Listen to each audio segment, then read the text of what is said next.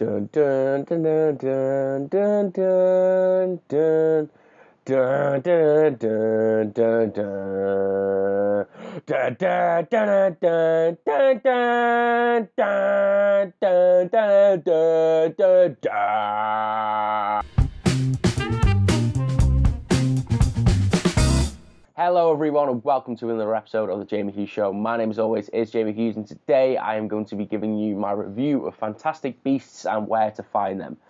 Now, as always, before I get into this review, there might be some spoilers that leak out. This is your spoiler warning. I intend to leak any spoilers, but if I do, I am sorry. I'm going to try and keep this relatively spoiler-free, but some might slip through the cracks. So anyway, let's get on to it. My general overview of the film. I really loved it. It was great. Yeah, it was just fantastic, if you'll pardon the really unobvious and quite bad pun. But yeah, I really, really enjoyed this film. It got better as it got on. I mean, by no means is it like a perfect film. It's really not. But for an enjoyable 2-hour film that is part of the Harry Potter universe, I don't think you could have asked for more. One of the things I did want to say really quickly before I get into it is that if you've not seen Harry Potter, but come on, who hasn't seen Harry Potter? You can still go and see this film and be engaged with it and enjoy it. They've made it so if you've never seen Harry Potter before, you can watch this whole new franchise, and you're not missing anything out. You're not missing any little things over here. I mean, there are little Easter eggs, but they're for bigger Harry Potter fans. So yeah, you can go see this film if you haven't seen Harry Potter, if that's what you're worried about. So let's jump into the characters and the cast. Eddie Redmayne was brilliant. I can't really say anything more than he was fantastic. It was almost like he was made for the role. I'm not the biggest fan of Eddie Redmayne, but he's swung me around with this performance. It was great. On the other hand, I thought the girl that played Tina, I'm just going to check her name really quickly because I'm the consummate professional.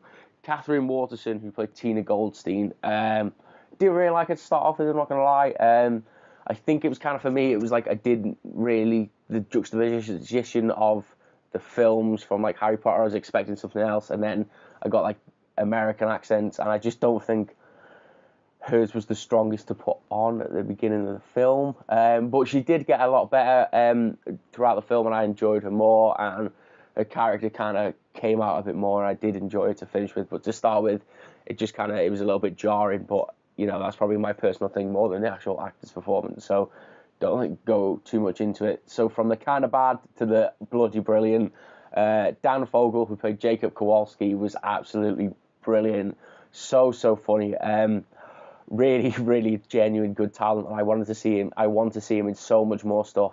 He stole more or less every scene he was in, which, as I said, going up against Eddie Redmayne and Colin Farrell is kind of a big task, and he nailed it. He was absolutely brilliant. And that's one thing I do want to say before I move on with this point, is that the cast, I thought the casting was great because they were relatively unknown actors, so it kind of felt a little bit more real, and because it was set in 1928, I think that kind of fit rather than having these big main Hollywood actors. I know Eddie Redmayne is, but the supporting cast, having them as lesser known actors was a really great move because, as I said, it kind of felt more, not real, but it kind of just felt nicer and more packaged up nicely than having bigger stars in there, and it felt like a homage to the original Harry Potter, having unknown actors being being Ron and Hermione, and obviously Daniel Radcliffe as Harry Potter. So let's move on to I don't know where I'm going with this now. I just really, really like this film.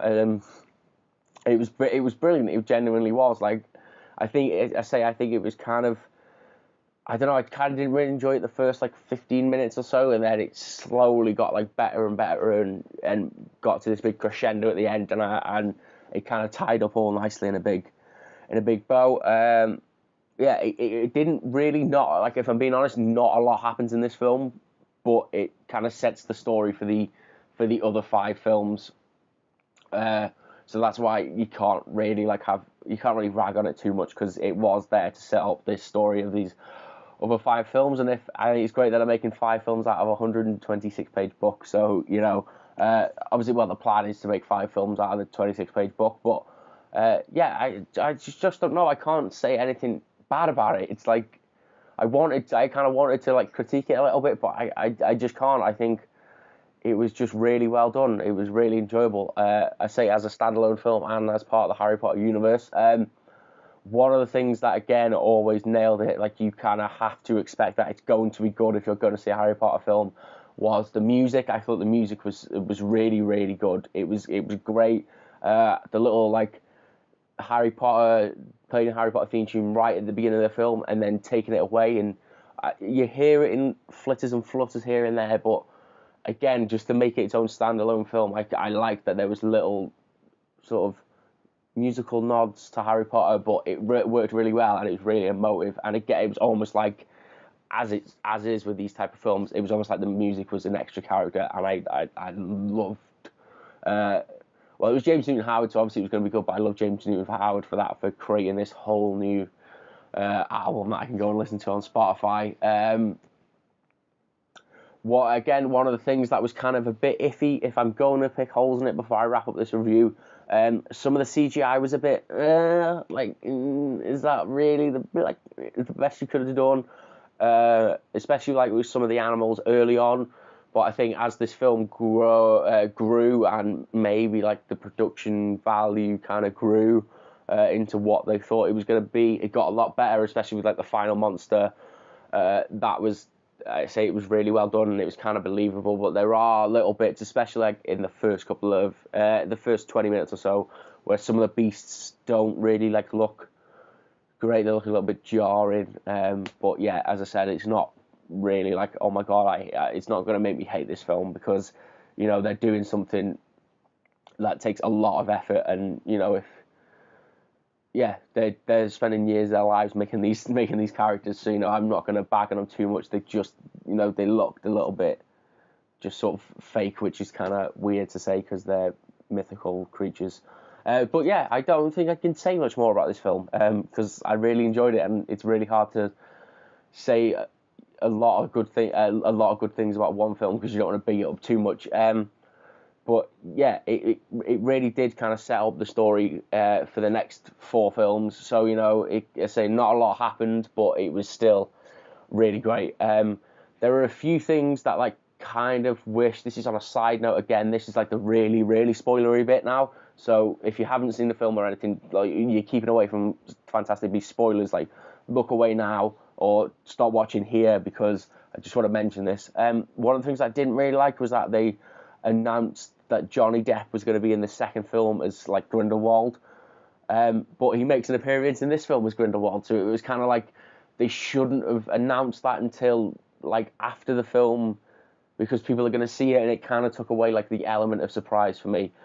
Same with Dumbledore, they just shouldn't have announced like cast members before people have had a chance to go and see the film, especially that Grindelwald one, because it kind of like, you felt like it should have been a big shock moment, but because like people had already announced that Johnny Depp was going to be in it, it kind of took away from me personally. But obviously, if you've not seen the film, you don't know Johnny Depp's in it, then it is going to be a nice surprise if you did stop watching where I told you to. But the rest of you can go and start watching now, because I'm going to wrap up this review here.